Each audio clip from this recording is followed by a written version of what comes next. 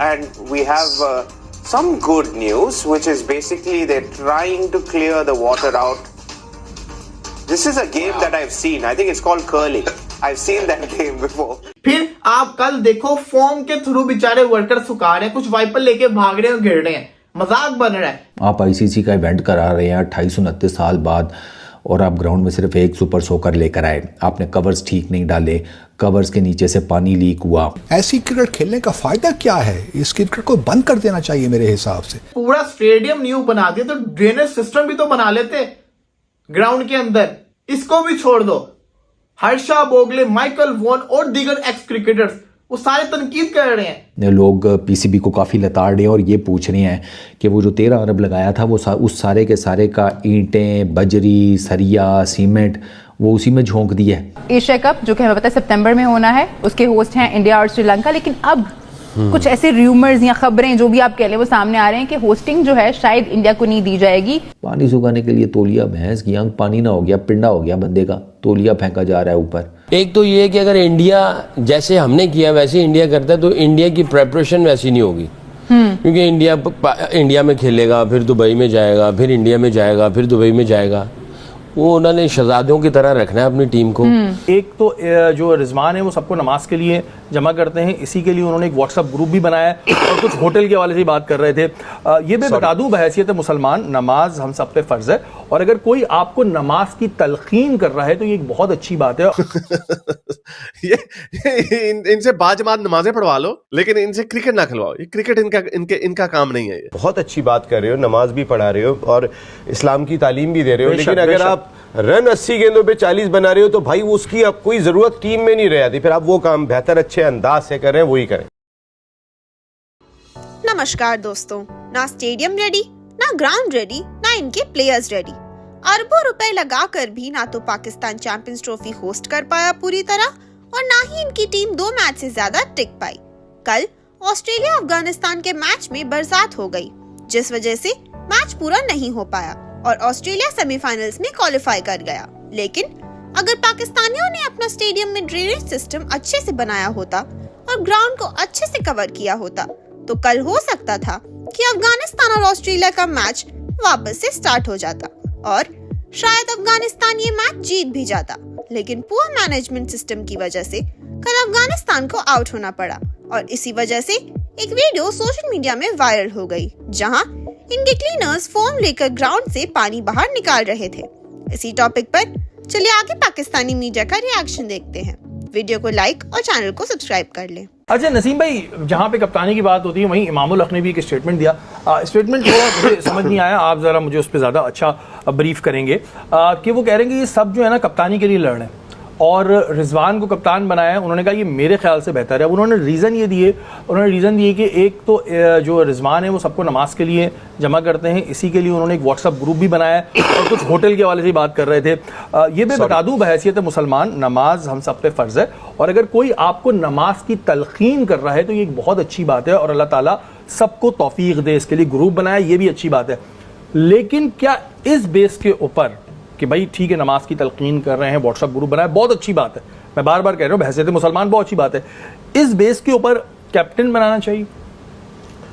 नहीं, मैं तो मुझे इंजमाम भाई ने बात कही है ना, इंजी भाई के जब वो कैप्टन थे तो उस वक्त जो है ना अपना एक बात बहुत मशहूर थी कि इंजी भाई के अल्फाज हुआ कर, चलो मीडिया आ गया, चलो जमात खड़ी करो।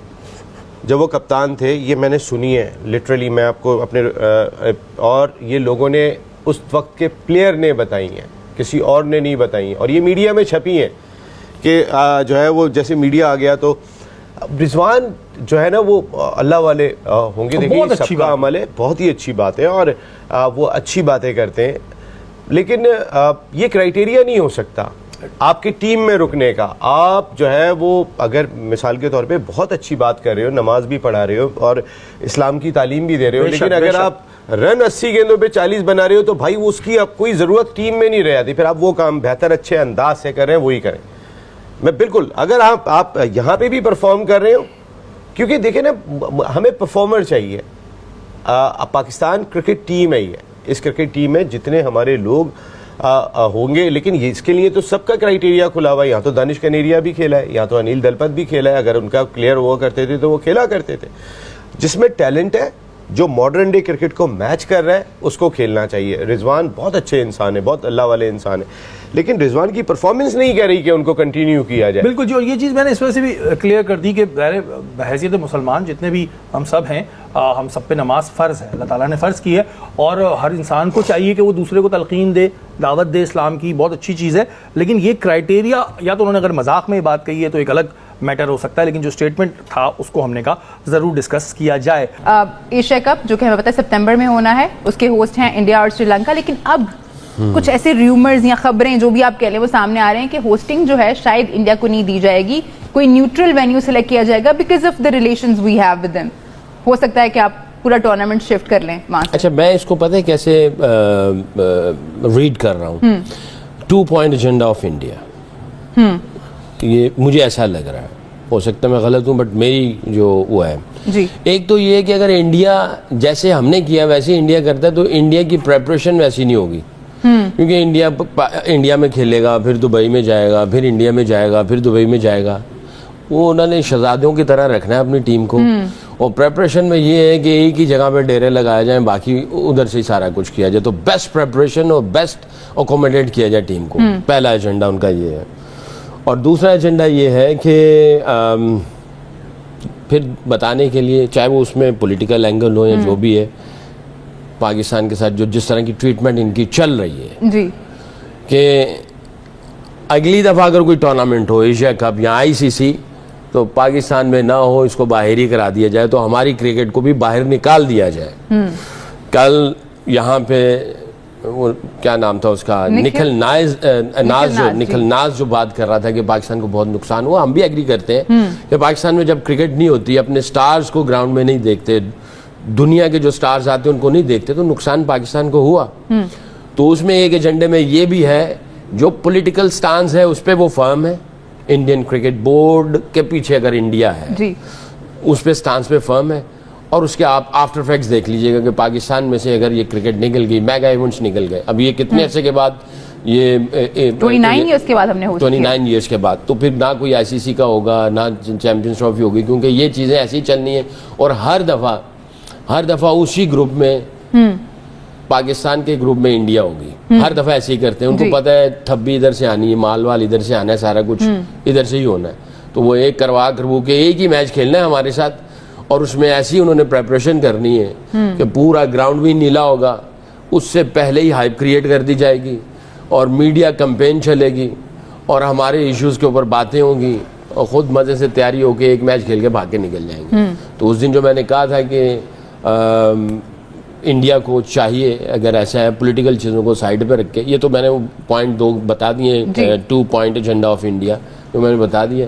अगर ऐसे ही है, ठीक है, इनके खिलाड़ी बहुत अच्छे हैं, अच्छा खेल रहे हैं, तो मैं ये समझता हूँ 10 टेस्ट मैच खेल लें, 10 वनडे खेल लें और 10 T20 हमारे साथ खेल लें, फिर सारी चीज़ें क्लियर हो जाएंगी। और यही खिलाड़ी हैं, हमारी तरफ से अगर हम लोग अपनी प्रेपरेशन ठीक कर लें और हम एक डिसीजन जो है वो सही डायरेक्शन में ले लें, तो I think will be on that sort of situation to be able to give a solid answer to India and to the world as well.